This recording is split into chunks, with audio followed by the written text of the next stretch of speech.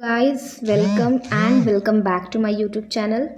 तो आज की इस वीडियो में हम देखेंगे, रिव्यू करेंगे बेसिकली कीन्स की लिक्विडिटी थ्योरी ऑफ इंटरेस्ट और हिक्स हैंसन की जो कोऑर्डिनेशन थ्योरी है, ठीक है, जिसे ISLM मॉडल भी कहते हैं। हिक्स हैंसन कोऑर्डिनेशन जो है वो और कुछ नहीं, ISLM थ्योरी ही है, ठीक है।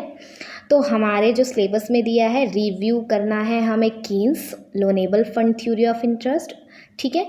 तो देखो, loanable fund theory of interest वो तो क्लासिकल थ्योरी ऑफ इंटरेस्ट है, ठीक है। उसमें आपको उसकी मैं अलग से वीडियो बनाऊंगी। इस वीडियो में हम लोग जो है कीन्स की जो है liquidity preference theory of interest को हम लोग डिस्कस करेंगे, ठीक है। और हिक्स हैंसन की कोऑर्डिनेशन थ्योरी को डिस्कस करेंगे, ठीक है। तो यहाँ पर हम रिलेशनशिप भी देखेंगे और रिव्यू भी देखेंगे दोनों का, ओके। तो ये दोनों जो थ्योरी है, एक तो कीन्स लिक्विडिटी प्रेफरेंस थ्योरी और दूसरी हमारी हिक्स हैंसन जिसे ISLM थ्योरी भी कहते हैं, ये दोनों हमारे इंटरेस्ट रेट को कैसे डिटरमाइन करें इसके बारे में ये थ्योरी है, ठीक है। तो जो कीन्स की जो थ्योरी है वो एक फाउंडेशन नींव रखती है हिक्स हैंसन की थ्योरी के लिए, ठीक है। दैट्स वाई ये दोनों रिलेटेड हैं, ठीक है। तो जो हमारी कीन्स की जो इंटरेस्ट वाली थ्योरी है वो नींव बनाती है किसके थ्योरी के लिए? हिक्स हैंसन की थ्योरी के लिए, ISLM मॉडल के लिए, ठीक है। उन लोगों ने इसको ब्रॉड मैक्रो इकोनॉमिक फ्रेमवर्क में अप्लाई किया, ठीक है। कीन्स की जो लिक्विडिटी प्रेफरेंस थ्योरी है वो क्या कहती है कि इंटरेस्ट रेट जो होता है वहाँ पर डिटरमिन्ड होता है जहाँ पे डिमांड और सप्लाई ऑफ मनी दोनों इक्वल हो जाते हैं, यानी लिक्विडिटी प्रेफरेंस, ठीक है, और जो है लिक्विडिटी की सप्लाई इक्वल हो जाते हैं, ठीक है। न कि सेविंग और इन्वेस्टमेंट की वजह से, जैसा कि क्लासिकल्स अपने loanable fund theory of interest में कहते थे कि जहाँ पे सेविंग और इन्वेस्टमेंट इक्वल होगा वहाँ पे इंटरेस्ट रेट डिटरमिन्ड होगा। ऐसा नहीं होता है, वहाँ पे मनी की डिमांड, सप्लाई, इन सब की वजह से जो होता है कीन्स में हमारा इंटरेस्ट रेट डिटरमिन्ड होता है, ओके। अब जो होता है, तीन वजह से हम लोग लिक्विडिटी प्रेफरेंस करते हैं, मनी की डिमांड तीन वजह से करते हैं। एक तो पहला होता है ट्रांजैक्शन मोटिव, जो कि होता है हमारे डेली एक्सपेंस निकालने के लिए, डेली के खर्चे। दूसरा हो गया हमारा प्रिकॉशनरी मोटिव, इमरजेंसीज वगैरह के लिए, ठीक है। और तीसरा होता है स्पेक्यूलेटिव मोटिव, यानी अगर बॉन्ड के प्राइसेस में फ्यूचर में कुछ चेंजेस आ रहे हैं तो उसके लिए, ठीक है। तो जो स्पेक्यूलेटिव मनी है, यहाँ पर हम जब कीन्स की लिक्विडिटी प्रेफरेंस थ्योरी की बात कर रहे हैं तो इंटरेस्ट रेट जो होता है वो स्पेक्यूलेटिव डिमांड की वजह से डिटरमिन्ड होता है, ठीक है।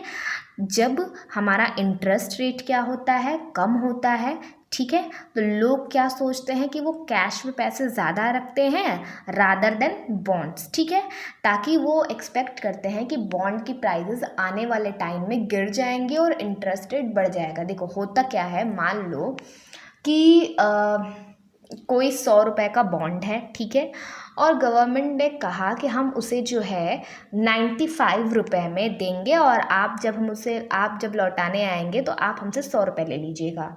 तो लोग क्या करेंगे, क्योंकि उन्हें 5% इंटरेस्ट रेट मिल रहा है, 100 रुपये का बॉन्ड 95 में मिल रहा है, यानी 5% इंटरेस्ट रेट मिल रहा है, तो लोग खरीदना शुरू कर देंगे, ठीक है। अब क्या होगा, मान लो बॉन्ड की प्राइस सस्ती हो गई। सस्ती होने का क्या मतलब, 95 में पहले एक बॉन्ड मिल रहा था, अब 93 में मिला, ठीक है, यानी इंटरेस्ट रेट बढ़ गया। इंटरेस्ट रेट कितना बढ़ गया, 7% हो गया, ठीक है। तो लोग बॉन्ड की डिमांड ज़्यादा करेंगे, लोग जो है बॉन्ड की डिमांड ज़्यादा करेंगे, ठीक है, बॉन्ड ज़्यादा खरीद के रखेंगे, कैश उतना अपने पास नहीं रखेंगे। अब मान लो 95 से 98 हो गया हमारे बॉन्ड का क्या प्राइस, ठीक है। अब जब 98 हो गया हमारे बॉन्ड का प्राइस, तो होगा क्या कि उस पर सिर्फ कितना रुपए इंटरेस्ट मिल रहा है, 2 रुपये।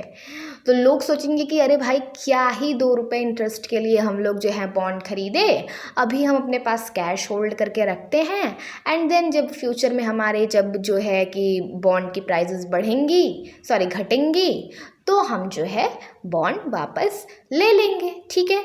यानी अगर तो रिलेशनशिप क्या हुआ कि अगर हमारी बॉन्ड की प्राइसेस कम है तब इंटरेस्ट रेट ज़्यादा होगा और उस टाइम बॉन्ड की डिमांड ज़्यादा है, ठीक है। तो ये स्पेक्युलेटिव था, ठीक है। और सप्लाई ऑफ मनी तो वही सेंट्रल बैंक कंट्रोल करती है, एक्सोजीनियस होती है। और इक्विलिब्रियम इंटरेस्ट रेट कहाँ पे डिटरमिनेट होता है, जहाँ पे मनी डिमांड और मनी सप्लाई दोनों क्या होते हैं, इक्वल हो जाते हैं, ठीक है। अब हम आते हैं हिग्स हैंसन कोऑर्डिनेशन थ्योरी या फिर ISLM थ्योरी। हिग्स 1937 और फिर बाद में हैंसन ने एक्सटेंड किया था, ठीक है, कीन्स के आइडिया को ISLM मॉडल में। और यहाँ पर हमारा गुड्स मार्केट जिसे रियल मार्केट कहते हैं और मॉनेटरी मार्केट मनी मार्केट, दोनों चीज़ों को इन लोगों ने मिक्स कर दिया था, ठीक है, दोनों चीज़ों को, ठीक।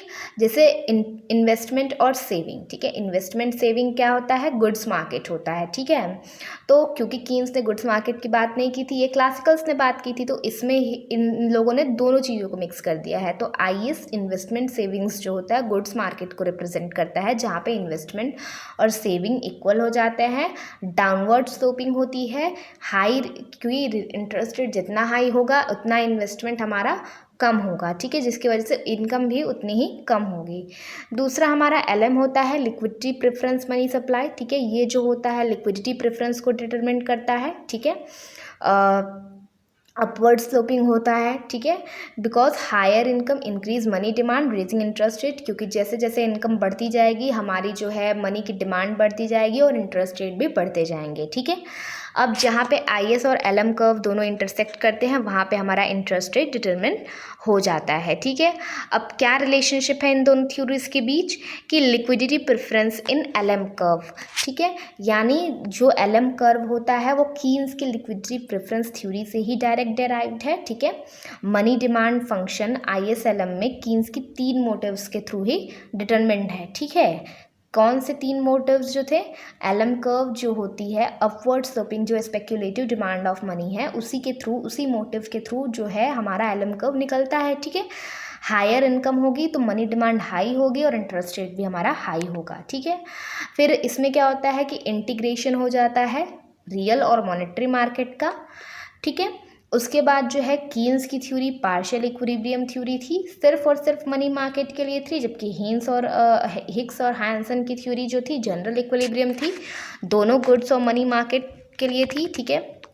कीन्स की लिक्विडिटी प्रेफरेंस थ्योरी जो है थी वो इंटरेस्ट रेट मनी डिमांड और सप्लाई के हिसाब से बेस करती थी। और हिग्स हैंसन थोड़ा ज़्यादा मैक्रो इकोनॉमिक मॉडल था, इसमें interest rates, national income, goods और मनी मार्केट दोनों के इंटरैक्शन से डिटरमिन्ड होते हैं। तो ISLM मॉडल ने फॉर्मलाइज किया और एक्सटेंड किया किसकी थ्योरी को, कीन्स की लिक्विडिटी प्रेफरेंस थ्योरी को एक ज़्यादा मैक्रो इकोनॉमिक फ्रेमवर्क में, ठीक है। तो that's all about it, thank you.